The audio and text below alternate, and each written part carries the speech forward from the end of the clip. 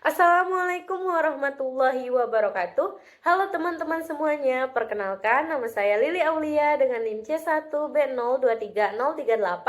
Di sini saya merupakan mahasiswa dari Universitas Jambi Fakultas Ekonomi dan Bisnis, Prodi Manajemen Angkatan 2023. Video ini dibuat untuk memenuhi salah satu tugas dalam mata kuliah Manajemen Hubungan Pelanggan yang diampu oleh Bapak Bambang Purnomo SEMM. Di sini adalah tugas pertemuan ke-15. Nah, saya akan membahas mengenai analisis studi kasus PT Sinar Abadi Elektronik dan tantangan pemasok chipset smartphone. Baiklah teman-teman, langsung saja di sini dapat kita lihat mengenai studi kasus dari PT Sinar Abadi Elektronik. Adapun di sini mengenai latar belakang dari perusahaan dan permasalahan utamanya. Ada beberapa permasalahan, ada satu mengenai keterlambatan pengiriman, dan yang kedua kualitas tidak konsisten, yang ketiga kenaikan harga mendadak, yang keempat kurangnya komunikasi, dan yang kelima ketergantungan tunggal. Nah teman-teman, selanjutnya di sini dapat kita lihat mengenai dampak pada PT Sinar Abadi Elektronik, yaitu yang pertama penurunan produksi, yang kedua peningkatan biaya, yang ketiga kerugian reputasi, dan yang keempat hubungan dengan teman-teman. Dari studi kasus tersebut ada beberapa pertanyaan yang harus kita jawab. Yang pertama mengenai analisis situasi. Adapun yang pertama yaitu identifikasi masalah utama yang dihadapi oleh PT Sinar Abadi Elektronik terkait hubungan dengan GCC. Yang kedua, jelaskan dampak negatif dari masalah-masalah tersebut terhadap operasional dan strategis PT Sinar Abadi Elektronik. Yang ketiga, apa akar permasalahan dari ketergantungan yang berlebihan pada satu pemasok. Baiklah teman-teman, di sini langsung saja kita jawab pertanyaan tersebut. Yang pertama mengenai masalah utama yang dihadapi. Nah, PT Sinar Abadi Elektronik menghadapi beberapa masalah dari pemasok GCC, diantaranya yang pertama, keterlambatan pengiriman chipset yang menyebabkan downtime produksi. Yang kedua, kualitas chipset tidak konsisten, banyak produk yang cacat. Yang ketiga, kenaikan harga chipset mendadak yang menyebabkan biaya produksi naik. Yang keempat, kurangnya komunikasi dan transparansi GCC. Nah, selanjutnya mengenai dampak negatif. Ada beberapa dampak negatif, yaitu yang pertama, volume produksi yang menurun. Karena chipset datang terlambat, produksi menjadi terganggu dan tidak bisa memenuhi target. Yang kedua, biaya operasional yang meningkat. Produk cacat dan proses rework butuh biaya tambahan dan juga waktu ekstra. Yang ketiga, reputasi perusahaan menurun. Nah, konsumen kecewa karena peluncuran produk itu tertunda atau kualitasnya menurun. Yang keempat, hubungan dengan distributor. Keterlambatan pasokan ke distributor bisa membuat mereka kehilangan kepercayaan. Yang kelima, kehilangan pelanggan akhir. Nah, konsumen bisa pindah ke merek lain jika produk sulit didapat atau kualitasnya buruk. Selanjutnya mengenai hubungan dengan SRM atau Supplier Relationship Management. Masalah ini mencerminkan gagalnya manajemen hubungan dengan pemasok, maka pendekatan SRM harus diperkuat agar resiko bisa diminimalisir di masa depan. Nah, selanjutnya pertanyaan yang kedua yaitu mengenai strategi segmentasi pemasok. Yang pertama, jika Anda harus melakukan segmentasi ulang pemasok PT Sinar Abadi Elektronik, bagaimana Anda akan mengklasifikasikan GCC? Yang kedua, bagaimana pendekatan SRM yang berbeda harus diterapkan untuk jenis pemasok seperti GCC dibandingkan dengan pemasok lain yang kurang strategis. Baiklah, langsung saja kita jawab pertanyaan tersebut. Yang pertama mengenai segmentasi ulang pemasok GCC. Nah, untuk mengelola pemasok secara efektif dapat digunakan matriks Krejcik, yaitu metode yang membagi pemasok berdasarkan tingkat risiko pasokan dan pentingnya bahan terhadap operasional perusahaan. Hasil klasifikasi GCC yaitu kategori strategic items meliputi yang pertama komponen chipset sangat penting untuk produksi smartphone. Yang kedua, resiko tinggi karena hanya bergantung pada satu pemasok. Yang ketiga, dampak kegagalan pasok sangat besar terhadap bisnis. Nah, selanjutnya yaitu mengenai pendekatan SRM yang harus diterapkan. Untuk pemasok strategis seperti GCC, pendekatan SRM haruslah yang pertama kolaboratif dan jangka panjang. Bangun hubungan kerjasama bukan hanya transaksi jual beli, libatkan GCC dalam proses perencanaan produksi. Yang kedua, gunakan SLA atau Service Level Engagement. Tentukan standar waktu pengiriman, batas toleransi cacat, dan mekanisme penalti jika tidak terpenuhi. Yang ketiga, terapkan KPI atau Key Performance Indicator seperti ketepatan waktu pengiriman atau on-time delivery. Yang kedua, persentase produk cacat atau defect rate. Yang ketiga, respon kecepatan komunikasi. Dan yang keempat, ketepatan pemenuhan pesanan atau order query. Nah, yang keempat yaitu adopsi teknologi SCM atau Supply Chain Management.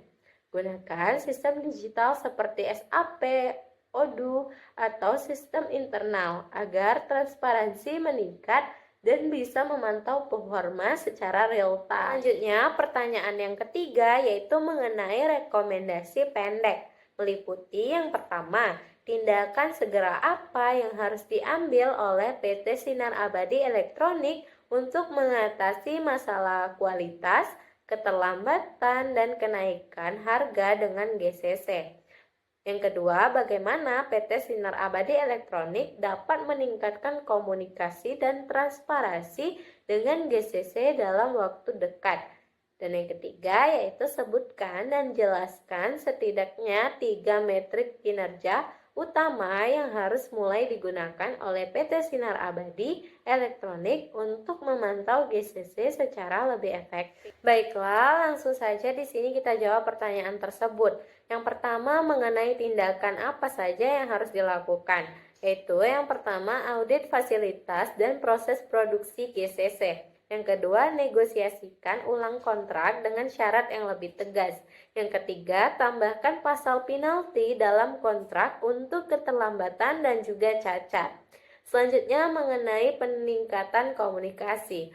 Nah, PT Sinar Abadi dapat meningkatkan komunikasi dengan GCC menggunakan sistem digital seperti SAP atau Odoo agar data penting seperti jadwal pengiriman, jumlah pesanan, dan kualitas bisa dipantau bersama secara real time. Selain itu, perusahaan bisa membentuk tim khusus untuk menjalin komunikasi yang insentif dengan GCC dan mengadakan pertemuan rutin, misalnya seminggu atau sebulan sekali, untuk membahas kinerja dan mencari solusi jika ada masalah. Nah, selanjutnya yaitu mengenai metrik apa saja atau metrik KPI yang digunakan. Nah, yang pertama yaitu on time delivery untuk melihat ketepatan waktu pengiriman. Yang kedua, defect rate untuk mengukur jumlah produk yang cacat.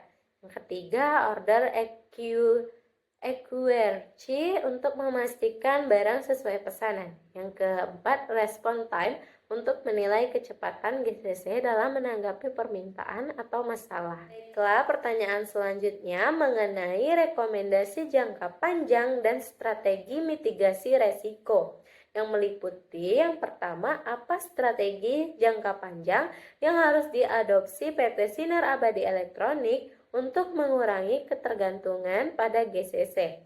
Yang kedua, bagaimana PT Sinar Abadi Elektronik dapat membangun hubungan yang lebih kolaboratif dan saling menguntungkan dengan pemasok-pemasok strategis di masa depan.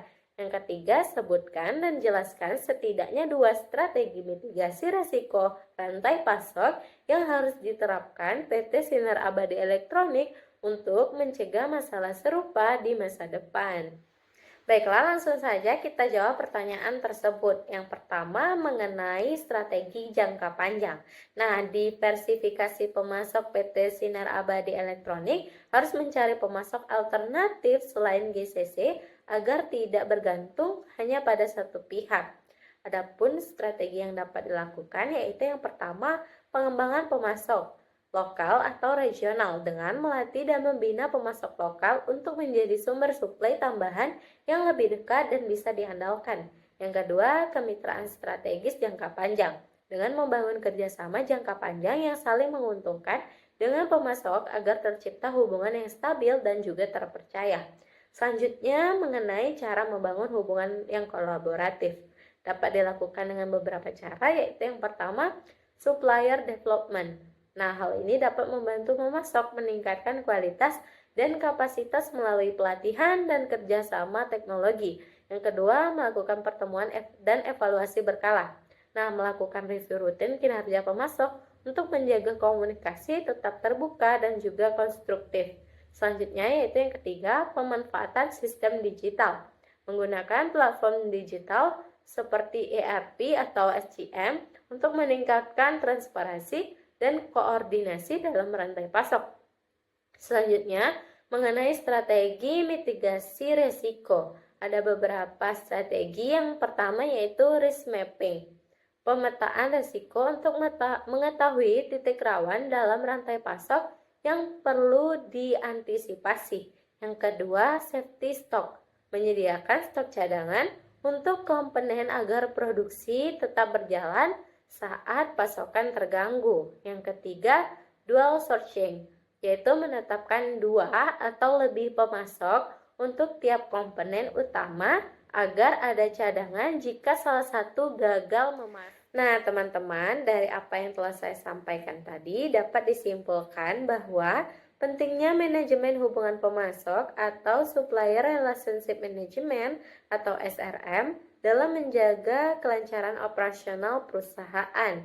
Ketergantungan yang terlalu besar pada satu pemasok strategis, yaitu GCC, dapat menyebabkan berbagai masalah serius seperti keterlambatan pengiriman, kualitas produk yang tidak konsisten, kenaikan harga secara sepihak, dan komunikasi yang buruk. Masalah-masalah ini berdampak langsung pada turunnya produksi, meningkatnya biaya, hingga terganggunya reputasi dan kepuasan pelanggan. Nah, untuk mengatasi tantangan ini, PT Sinar Abadi perlu melakukan perbaikan hubungan dengan GCC melalui pendekatan kolaboratif, penggunaan sistem digital, serta penerapan indikator kinerja atau KPI yang jelas. Di sisi lain, strategi jangka panjang seperti diversifikasi pemasok, pengembangan mitra lokal, dan penerapan mitigasi resiko seperti safety stock dan dual sourcing menjadi kunci utama untuk menghindari ketergantungan di masa depan.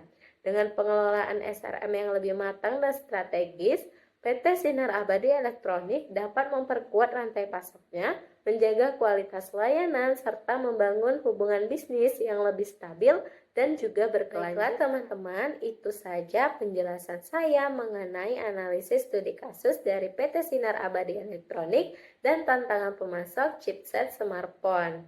Kurang dan lebihnya mohon dimaafkan. Semoga apa yang telah saya sampaikan menjadi ilmu yang bermanfaat bagi kita semua. Wassalamualaikum warahmatullahi wabarakatuh.